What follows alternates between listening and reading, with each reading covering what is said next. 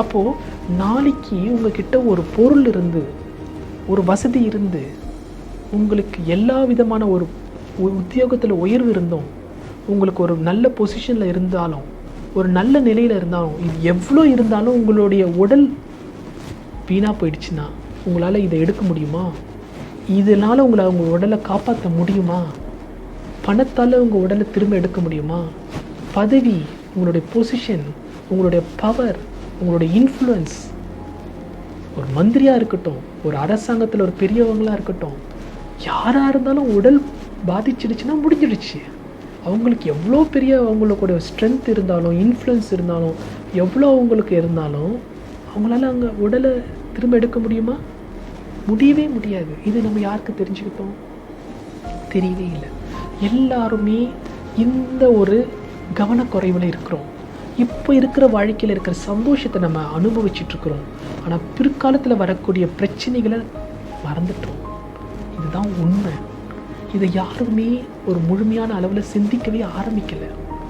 இன்றைக்கி இது ஒரு பெரிய ஏமாற்றம். ஏன்னா வருங்காலம் என்ன நடக்க போகுது? நான் ஒரு துறையில் நான் ஒரு குழந்தை நல மருத்துவர், குழந்தைமை மருத்துவர் கூட, நீங்கள் நம்ப மாட்டீங்க. ஒரு காலத்தில் குழந்தை பிறக்கிறதுக்கு பிரச்சனையே கிடையாது. குடும்ப கட்டுப்பாடு தான் பண்ணிகிட்டு இருந்தோம். 5 குழந்தை 10 குழந்தைலாம் அனாவசியமாக பெற்றுட்டு இருந்தாங்க. இன்றைக்கி ஒரு குழந்தை பெற்றெடுக்க முக்குன்னு முக்குறாங்க. இதை நீங்கள் யோசிச்சு பார்த்தீங்களா? எப்படியாப்பட்ட ஒரு அசிங்கம், அவநிலை. ஒரு சிகிச்சை எடுத்து நீங்கள் குழந்தை பெற்றுக்கணுன்ற ஒரு சூழ்நிலையை இப்போவே நம்ம பார்க்க ஆரம்பிச்சிட்டோமே.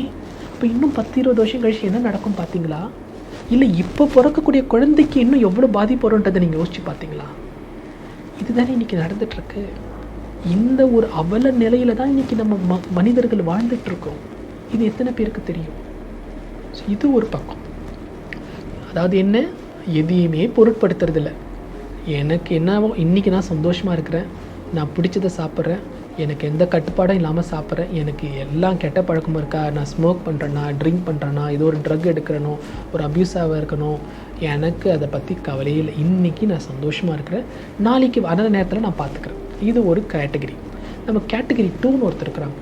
அவங்களுக்கு என்ன, நான் ரொம்ப நல்ல டைப், சரி நம்ம ஹெல்த்தியாக இருக்கணும், நம்ம நல்லா ஹெல்த்தை பார்த்துக்கணும்னு சொல்லிட்டு ரொம்ப முயற்சி பண்ணுவாங்க, கஷ்டப்படுவாங்க.